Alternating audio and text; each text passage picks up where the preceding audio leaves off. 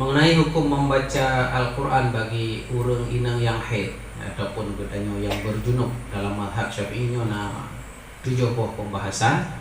Ada misal saja. Dengar. Yang pertama, bila membaca Al-Quran diniati untuk membaca Al-Quran, hukum jihad nyata mafhumah baca Al-Quran dan niat pada baca adalah Al-Quran hukum jihad. Kemudian yang dah baca Al-Quran dan niat dah baca Al-Quran serta niat yang lainnya maka juga harus nyolong baca Al-Quran sekaligus long mubat dengan Al-Quran hukum jihad karena kena niat Al-Quran betul. Yang kelima, bila membaca Al-Quran diniati selain untuk membaca Al-Quran. Lagi contoh, dah jaga hafalan.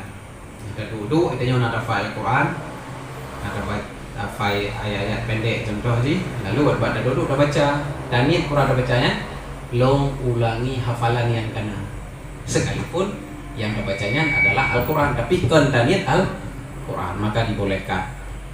Ataupun dah baca zikir Al-Quran, contoh zikir Al-Quran. Wadah katanya tanya berangkat kena doa lah Al-Quran kan? Subhana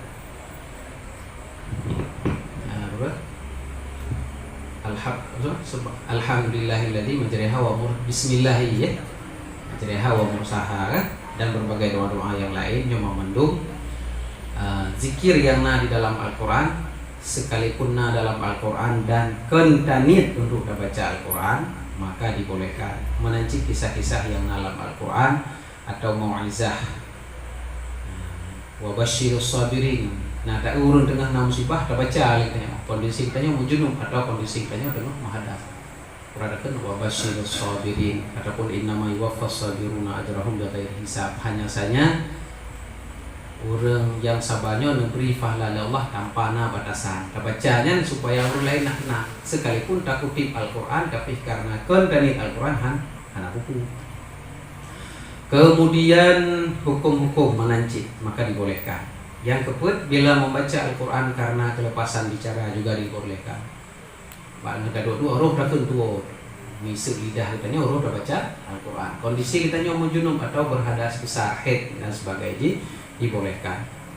Bila membaca Al-Quran diniati secara mutlak, yakni sekedar ingin membaca tanpa niat tertentu maka dibolehkan. Dah baca itu, hana dan niat baca Al-Quran, hana dan niat juga dibolehkan.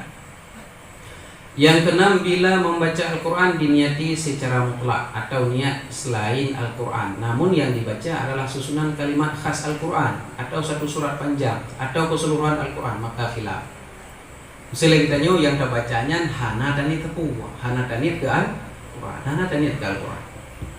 Tapi yang dah baca adalah ayat yang cuma dalam Al-Quran, zikir yang cuma dalam Al-Quran. Yasin sudah baca dari itu.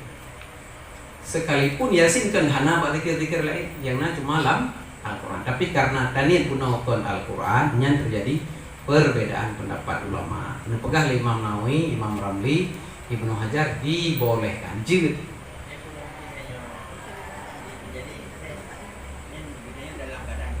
Utuh hadas rai jilid ya. Nyo menurut pendapat Imam Nawawi dengan Imam Ramli. Tapi menurut Imam Zarkashi dan Imam Suyuti diharamkan. Harus cara pakai anggap dia bahwa yang tak baca lagi tanya penuh hana susunan di selain Al-Quran.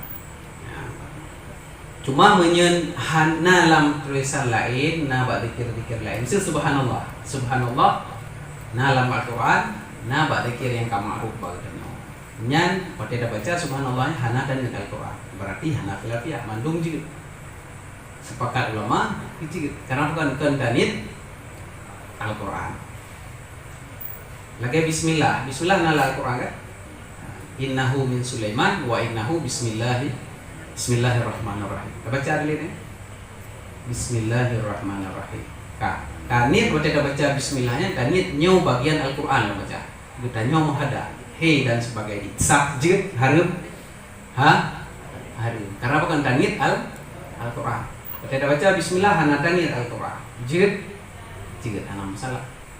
Sekalipun tangi yang gede, tangi sudah Al-Quran mukudu nan tulis nan, tapi kita baca lagi kita nyo hana kanit Al-Quran tadinya aku jaga hafalan untuk cok berkat, kemudian untuk niat zikir dan sebagainya, karena di dalam nanan Allah hana masalah. Karo baca hana masalah. Yang penting baik niat Al-Qur'an. Yang niat memandung. Yang niat memandung. Kemudian bila membaca Al-Qur'an, sama yang baca, betul gitu. Banyak. Hampa namanya. Bila membaca Al-Qur'an diniatkan pada salah satunya tanpa dijelaskan yang mana, maka khilaf. Menurut kaul mu'tamad diharamkan sebab adanya kemudian niat pada membaca Al-Qur'an. Jadi menyata baca Al-Qur'an nah dua boh niat kita jawab. Jud ke Al-Qur'an, jud ke selain Al-Qur'an. Makanya terjadi khilafiyah ulama. Pendapat yang kuat yaitu anggap haram karena kena kemungkinan dan niatnya adalah Al-Qur'an. Nyotek kitab yang perlu kita baca. Kalau baca fikir nyotek daripada Hasyiah Jamal. Quran disampaikan oleh beliau syarah Mahali. Dibolehkan bagi orang yang mempunyai hadas besar untuk membaca zikir Al-Qur'an dan yang lainnya. Jika seperti mau'izahnya, nasihatnya, ceritanya dan hukum yang ada di dalam Al-Qur'an dengan tidak diniatkan pada Al-Qur'an.